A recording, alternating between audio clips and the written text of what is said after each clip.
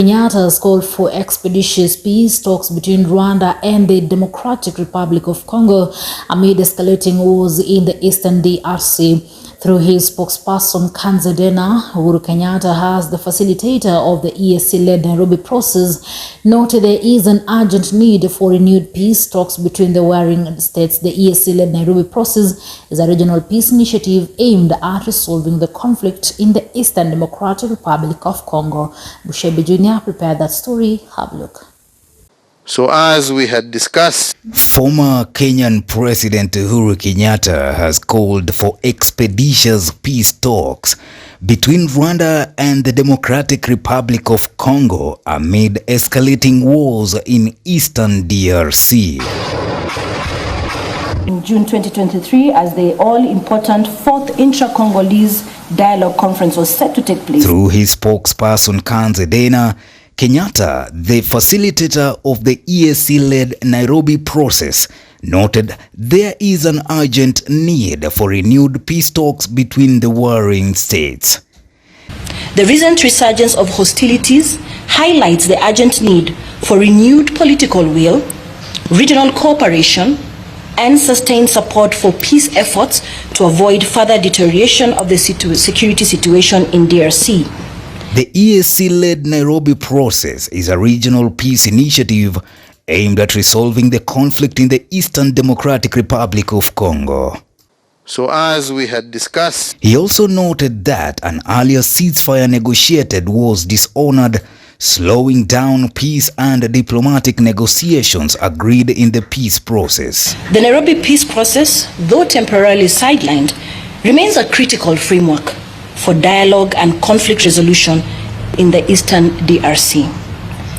The facilitator remains committed to finding pathways to peace in collaboration with the government of DRC, regional partners, and international stakeholders. Kenyatta now wants the two nations to embrace dialogue and agree on a ceasefire deal to quell the heightening clashes. His address comes ahead of the planned joint meeting between the EAC and the South Sea regional blocs.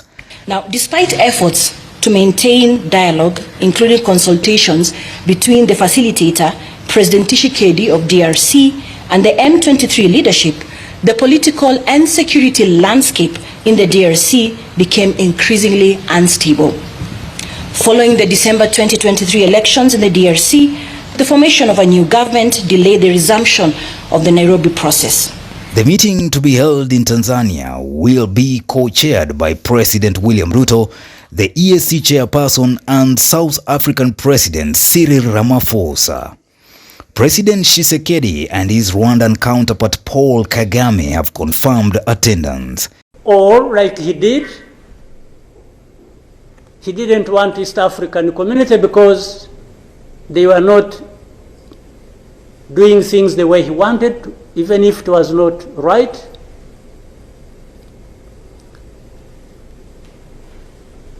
He got rid of them and he decided to bring in SADC. SADC was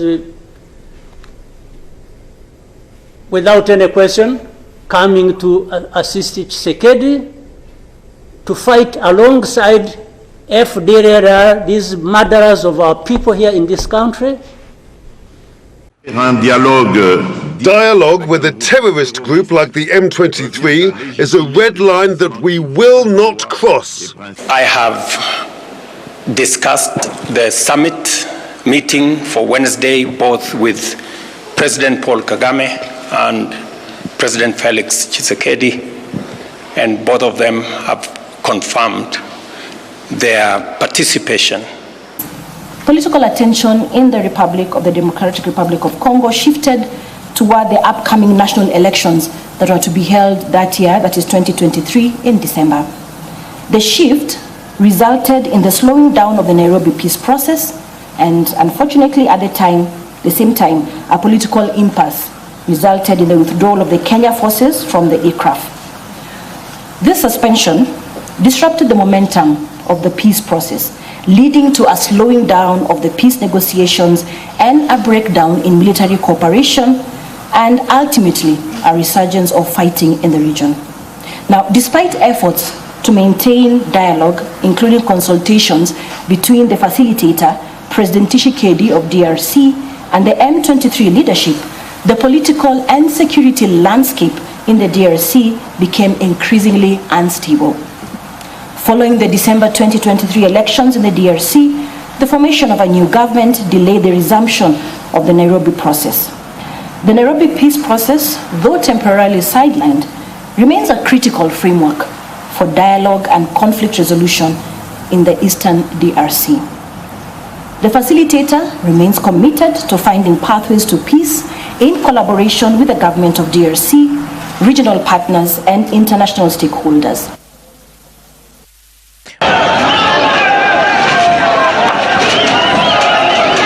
The Rwandan-backed M23 invaded Goma and its outskirts in late January, making lightning advances to grab territory and expand its control over North Kivu province lucrative coltan, gold and tin ore mines in fighting that has worsened one of the world's most dire humanitarian crises. The group says it exists to protect Congo's ethnic Tutsi population. Congo's government says it is a Rwandan proxy. Rwandan President Paul Kagame's government has long denied supporting M23 despite findings to the contrary by numerous United Nations expert reports. As the matter escalates, Prime Cabinet Secretary Musalia Mudavadi has told off Wiper leader Kalonzo Musyoka over his recent remarks alleging Kenya's involvement in the Democratic Republic of Congo conflict. Mudavadi termed it sad that a leader of Kalonzo's stature would make such remarks. Said, quote, Kalonzo's attempt to seek to link President Ruto with the issues in DRC is not only an attempt to overstretch his political witch hunt for the head of state, but also reckless, especially for a leader who served for a long time as a Minister of Foreign Affairs and was supposed to understand better the DRC dynamics. Unquote. Mambo yanaendelea Kongo kwa sasa hivi ni magumu sana. President Felix Tshisekedi ni rafiki yangu. President Kagame pia is my friend. Nilienda huko na kusaidia to put together a coalition between Kabila, as he then was, and Tshisekedi. And when Ruto took over, the mistake he made in kutoa Uhuru Kenyatta when he was refused to facilitate him, and then the whole thing went down to Angola. Somebody who has had the opportunity to sit in the Office of Foreign Affairs wakes up and tries to allege that the crisis in DRC is because of President Ruto. I mean, how dishonest can one be? And on this one, I'm speaking to Kalonzo. The crisis in DRC is not about